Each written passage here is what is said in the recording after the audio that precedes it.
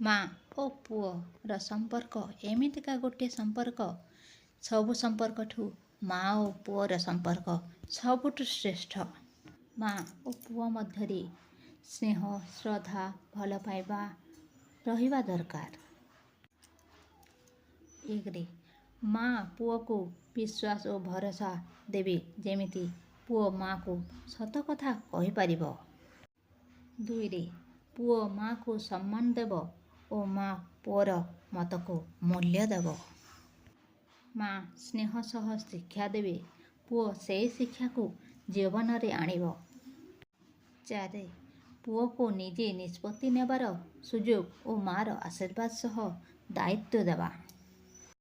5. ଭୁଲ ହେଲେ ଦଣ୍ଡ ନ ଦେଇ ତାକୁ ବୁଝାଇ ଦେବା।